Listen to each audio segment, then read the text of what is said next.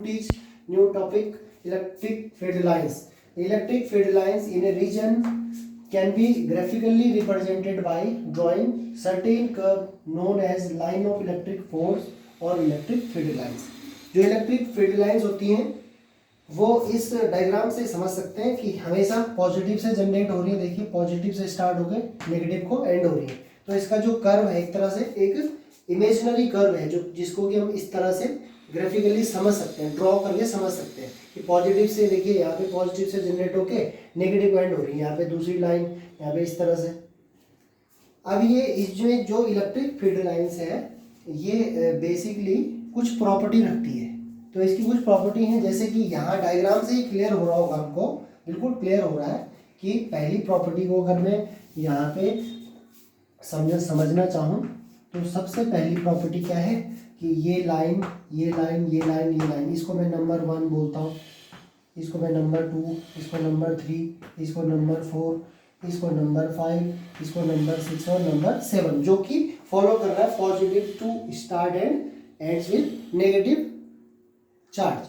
तो मैं पहली प्रॉपर्टी को समझ सकता हूँ, पहली प्रॉपर्टी को मैं लिख सकता हूँ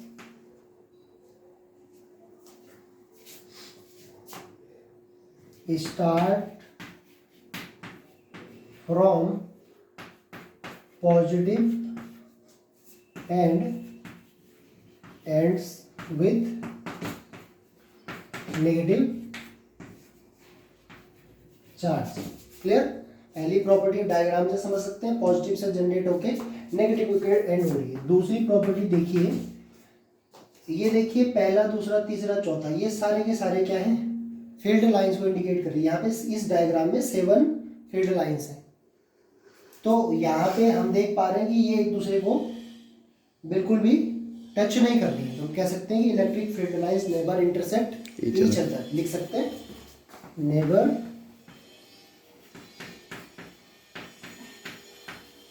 इंटरसेक्ट ईच अदर। ठीक है, तीसरी प्रॉपर्टी, थर्ड प्रॉपर्टी आप समझ सकते हैं कि देखिए अगर मैं यहाँ पे अब मैं इस डायग्राम को यहाँ पे थोड़ा सा और क्लेरिफाई करना चाह रहा हूँ। अगर मैंने यहाँ पे एक चार्ज पॉजिटिव रखा हुआ है और एक चार्ज यहाँ पे नेगेटिव रखा हुआ है, ये आपका पॉजिटिव चार्ज हो गया, ये आपका नेगेटिव चार्ज हो गया। इलेक्ट्रिक फील्ड लाइन पॉजिटिव से जनरेट होके नेगेटिव को एंड होती है इस तरह से। ठीक है, तो देखिए एक लाइन और ड्रॉ कर देता हूँ इसको थोड़ा कर्व को और समझने के लिए। तो देखिए यहाँ पे सपोज कोई पॉइंट आपने चूज किया एक्स पॉइंट, इससे आप जब टेंजेंट ड्रॉ करेंगे तो ये क्या करेगा, हमको इलेक्ट्रिक फील्ड की डायरेक्शन को शो करेगा। उसी तरीके से एक पॉइंट सपोज मैं यहाँ पे लेता हूँ वाई पॉइंट और यहाँ से टेंजेंट ड्रॉ करता हूँ, तो ये भी क्या करेगा, इलेक्ट्रिक फील्ड की लाइंस को इंडिकेट करेगा। इसी तरीके से यहाँ पे मैं जेड पॉइंट लेता हूँ तो यहाँ से टेंजेंट ड्रॉ करता हूँ तो ये मुझे क्या मिल रहा है E3। तो इस वाले डायग्राम से आप समझ सकते हैं कि किसी भी पॉइंट पे टेंजेंट ड्रॉ करने के बाद हमको इलेक्ट्रिक फील्ड लाइंस मिलती है। ठीक है, ये तीसरा पॉइंट हो गया। इसको मैं लिखना नहीं चाहूँगा क्योंकि आपको बुक में मिल जाएगा, मैं सिर्फ इसको डायग्राम से ही इंडिकेट करना चाह रहा था। बहुत सारी प्रॉपर्टी बुक में मिलेंगी, तो जो कुछ स्पेशल प्रॉपर्टी है उनको डायग्राम के हिसाब से समझाने की कोशिश यहाँ पे की जा रही है। एक और प्रॉपर्टी हम समझ सकते हैं। अब एक छोटा सा एक और डायग्राम यहाँ पे समझो।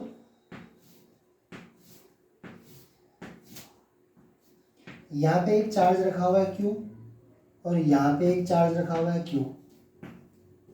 ठीक है, एक चार्ज यहाँ पे रखा हुआ है Q और एक चार्ज यहाँ पे रखा हुआ है Q। थोड़ा फोकस करेंगे इस डायग्राम पे।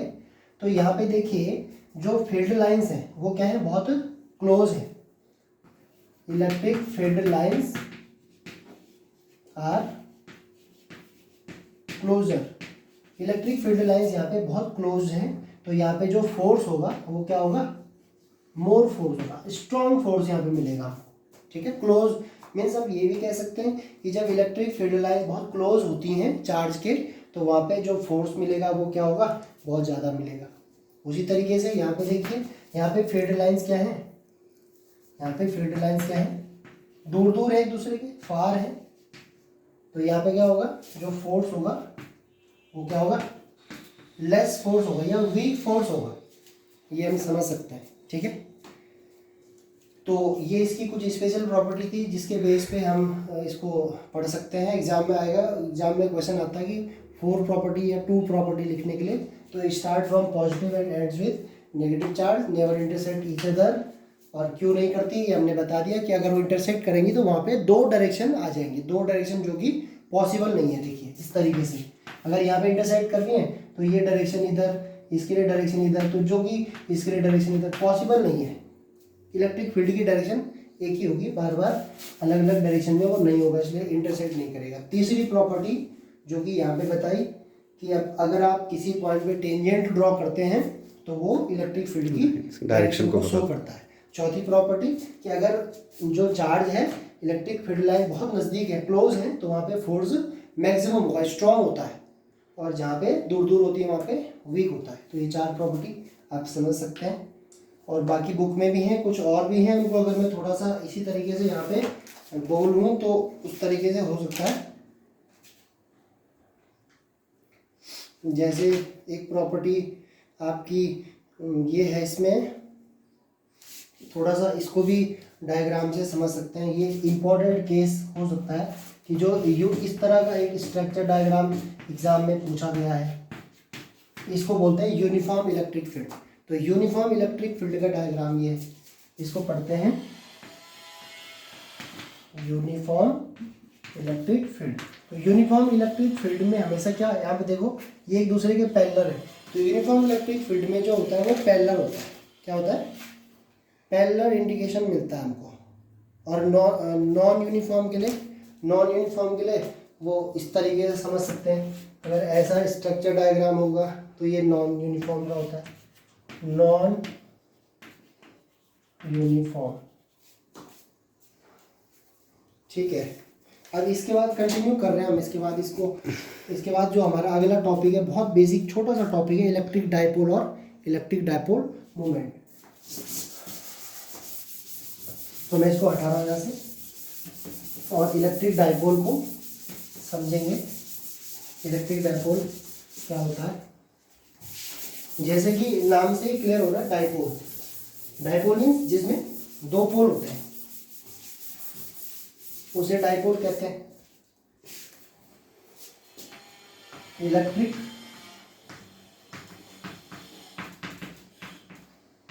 डायपोल पहले हम समझने की कोशिश करेंगे डायग्राम से, उसके बाद इसकी डेफिनेशन पे जाएंगे। तो इलेक्ट्रिक डायपोल होता क्या है, इलेक्ट्रिक डायपोल समझने के लिए सपोज मैंने यहाँ पे कोई सेटअप लिया है, यहाँ पे नेगेटिव चार्ज रखा हुआ है, यहाँ पे पॉजिटिव चार्ज रखा हुआ है, ये आपका ए पॉइंट हो गया, ये आपका बी पॉइंट हो गया। थोड़ा फोकस करेंगे इस पर। ए पॉइंट से लेके बी पॉइंट तक का डिस्टेंस, इतना डिस्टेंस, ये क्या है हमारे पास 2a है सपोज, क्या है, या 2l ले लो इसको डबल। अब देखो बहुत कॉमन सेंस, अगर मैं यहाँ पे ओरिजिन लेता हूँ, सपोज ओरिजिन पॉइंट लेता हूँ, तो ये वाली लेंथ कितनी हो जाएगी, AO, बताइए, L। Good. In figure AO is equal to L, OB क्या हो जाएगी, L। तो ये भी L हो जाएगी। और ये पूरा लेंथ कितना है, 2L। ये भी लेंथ आपके पास है 2L, ठीक है। एट ए पॉइंट पे चार्ज कितना रखा हुआ है, प्लस क्यू चार्ज, डायग्राम में क्लियर है ना। बी पॉइंट पे चार्ज कितना रखा हुआ, नेगेटिव चार्ज। तो हम ये समझ सकते हैं कि अगर हमारे पास कोई ऐसा सेटअप होगा जिसमें कि चार्जेस का मैग्नीट्यूड तो सेम रहेगा, चार्जेस का मैग्नीट्यूड क्या रहेगा, सेम रहेगा, लेकिन उनके साइन अपोजिट रहेंगे, उनकी डायरेक्शन मीन्स उनकी एक पॉजिटिव चार्ज है एक नेगेटिव चार्ज है, उनके साइन अपोजिट रहेंगे, और एक शॉर्ट डिस्टेंस पर अगर वो सेपरेट रहते हैं तो उसको कहते हैं इलेक्ट्रिक डायपोल। तो इसको हम समझ सकते हैं, थोड़ा मैं इसको बुक इस डेफिनेशन के हिसाब से समझाना चाह रहा हूँ। ए सिस्टम ऑफ, यहीं पे लिख लेता हूँ, a system of 2 identical charge two identical unlike charge. देखिए अनलाइक क्यों कहा, क्योंकि एक की प्रॉपर्टी प्लस है दूसरे की नेगेटिव प्रॉपर्टी है। System of two identical unlike charge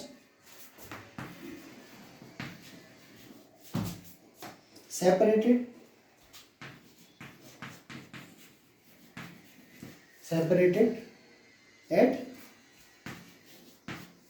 distance, finite distance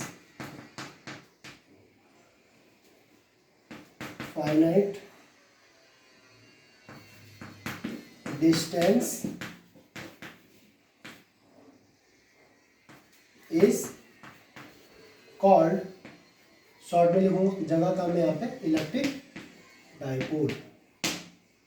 ठीक है, डेफिनेशन इसकी क्या बन गई, a system of two identical unlike charge separated at finite distance is called electric dipole. अब सवाल उठता है कि ये जो डाइपोल है इसकी स्ट्रेंथ क्या है। तो इसकी स्ट्रेंथ को कैलकुलेट करने के लिए एक क्वांटिटी का हम लोग यूज करते हैं और उसको कहते हैं electric dipole moment. Electric dipole हमने समझ लिया कि जब दो चार्ज जो कि अनलाइक हैं एक फाइनाइट डिस्टेंस पे सेपरेटेड है उस सिस्टम को कहते हैं इलेक्ट्रिक डाइपोल। इसके अगर आप केमिस्ट्री में पढ़ेंगे तो इसके कुछ एग्जांपल होते हैं, जैसे HCl का एग्जांपल आप लोग पढ़ेंगे, HCl का एग्जांपल पढ़ेंगे, केमिस्ट्री में पढ़ा जाता है। H2O का एग्जांपल, मॉलिक्यूल्स ऑफ H2O जो कि होता है आपका water, HCl hydrochloric acid good. तो इनमें ये प्रॉपर्टी मिलती है क्योंकि आप जानते हैं हाइड्रोजन पॉजिटिव HCl यहाँ पे नेगेटिव होता है, तो इसको इस तरीके से समझ सकते हैं। इसके बाद मैंने बताया इलेक्ट्रिक डाइपोल के स्ट्रेंथ को मेजर करने के लिए एक नई क्वांटिटी का यूज फिजिक्स में करते हैं जिसको हम पढ़ते हैं इलेक्ट्रिक डाइपोल मूवमेंट, और जिसे कि हम P से इंडिकेट करते हैं, जिसको डिनोट करते हैं P से। तो इसका जो मैथमेटिकल अप्रोच होता है वो होता है P = 2QL, या बुक में कई बुक्स में ये भी लिखा हुआ है P = Q × 2L। इसका मतलब ये हो गया, और ये क्या है, एक वेक्टर क्वांटिटी है। ठीक है, तो मैथमेटिकल फॉर्मूला क्या बताया इलेक्ट्रिक डाइपोल मोमेंट का। इलेक्ट्रिक डाइपोल मोमेंट जो कि क्या है, एक क्वांटिटी है। Electric dipole moment is the quantity represent the strength of electric dipole. ये क्या है, एक क्वांटिटी है जो कि रिप्रेजेंट करती है इलेक्ट्रिक डाइपोल की स्ट्रेंथ को। तो लिख दो यहाँ शॉर्ट में, इलेक्ट्रिक डाइपोल को इंडिकेट करते हैं P से। Electric dipole moment is the quantity, short में लिख रहा हूँ, क्वांटिटी फॉर किसके लिए, strength of electric dipole, measure strength of